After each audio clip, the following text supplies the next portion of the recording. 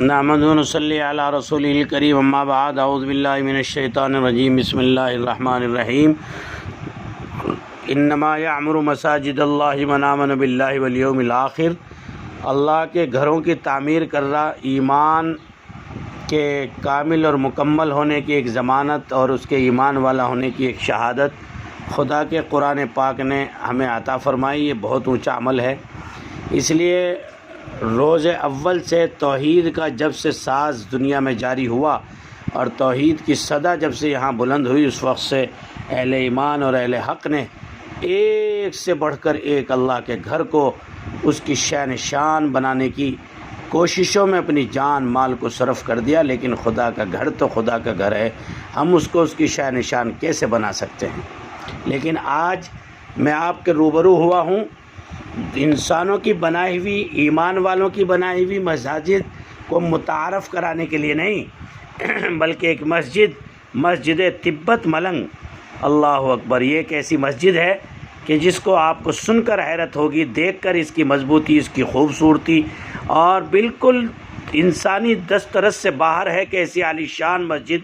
اور اگلا جملہ جو میں کہنے جا رہا ہوں تو وہ آپ کو ہلا کے رکھ دے گا کہ اتنی بڑی اور اتنی عالی شان مسجد، جس کی تفصیل میں آپ کو بتاؤں گا، وہ صرف اور صرف ایک رات میں تیار ہوئی اور فجر کی نماز کے وقت تک اس مسجد کو مکمل کر دیا گیا۔ تفصیلات تاریخ میں اس طرح سے ہیں کہ 1991 میں صرف ایک رات میں مسجد بننے والی ایسے شخص کی آنکھیں کھل جانی چاہیے۔ کیا جنات یا جن نام کی کوئی چیز ہے؟ کیا جنات میں اتنی طاقت ہے؟ اگر جن ہیں تو پھر ہم انہیں کیوں نہیں دیکھتے؟ یہ افواہ نہیں بلکہ یہ حقیقت ہے کہ اسلام کے علاوہ کوئی قبول نہیں کرتا، کیونکہ جدید لوگ اسے ایک دھوکہ دہی قرار دیتے ہیں تاکہ ان کے کاروبار میں کوئی نقصان نہ ہو۔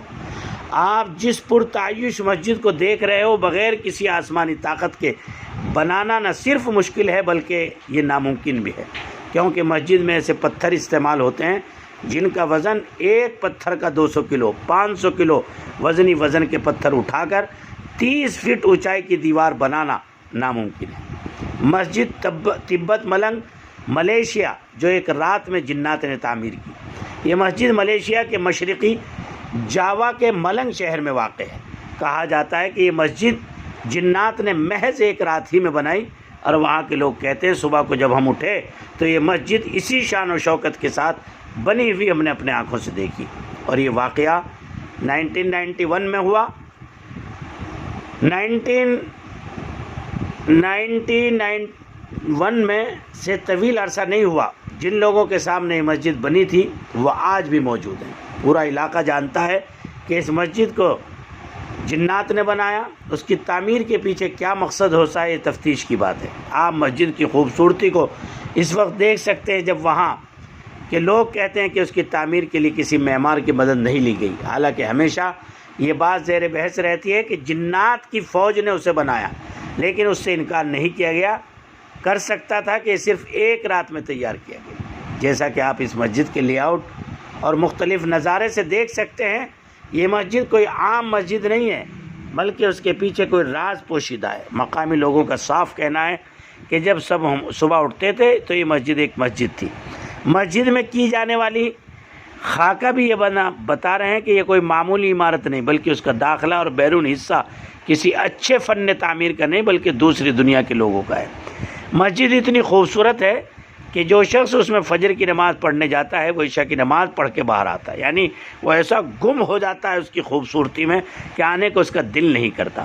اس مسجد کا مردانہ ماحول آپ کو اس مسجد میں ہی رہنے کے قائل کرے گا، اور آپ امن دیکھ کر بھی یہی کہیں گے کاش میں اس مسجد میں ساری زندگی جھاڑو دیتا۔ لوگوں نے بتایا کہ نماز پڑھنے جانے والے لوگوں کو اس مسجد میں بہت سکون ملتا ہے۔ اس مسجد کی نظر سے یہ بات واضح ہے کہ یہ کوئی فن تعمیر کا کام نہیں بلکہ اس پیچھے اس طاقت پوشیدہ ہے۔ اس مسجد سے پہلے ہم نے بہت ساری مساجد دیکھی، اور جب 9 ملکوں کا سفر کیا تو وہاں بھی جانے کا اتفاق ہوا۔ اللہ اکبر!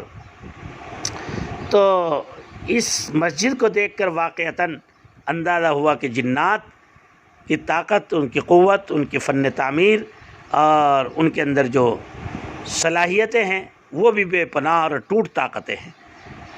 اور یہ تو خود ہمارے علاقے میں اتر پردیش کے بلند شہر ضلع کا ایک گاؤں گنگا کے کنارے، جس کے نام کو غزہ میں ایک 2.5 سالہ قدیم مسجد بھی کہا جاتا ہے، جنات نے راتوں رات تیار کی۔ میں خود اس مسجد میں گیا ہوں، اتنا پرانا کہ مسجد کو نماز پڑھنے کا موقع نہیں مل سکا۔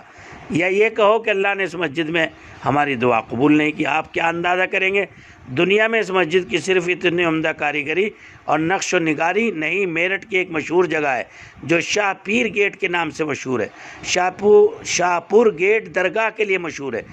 یہاں بھی لوگوں کا ماننا ہے کہ ایک بار جب مسجد کی کمی تھی، جنات نے شاہ پور کی درگاہ پر مسجد کی معمار کا کام شروع کیا۔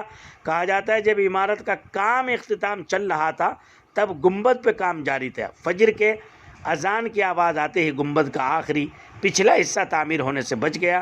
جنات نے کام جیسے ہی چھوڑ دیا غائب ہو گیا۔ آج بھی اس سوراخ سے بارش کا پانی ٹپک رہا ہے۔ یہ بھی ایک رات میں بنی ہوئی مسجد ہے۔ تو دیکھا ناظرین، آپ نے یہ ادبھت نمونہ اللہ کی مخلوق جنات کی اس تسخیر اور اس طاقت و قوت کا کہ جو ہماری نظروں سے پوشیدہ اللہ کی ایک بڑی طاقت و قوت والی مخلوق ہے۔ جب وہ کسی کام پہ کرنے پہ آتے ہیں اللہ کی قدرت اور تائید سے، تو وہ انسانی دست و رس اور اس کی قدرت سے باہر کا نظام ہوتا ہے۔ آپ نے سنا ہوگا سیدنا سلیمان علیہ السلام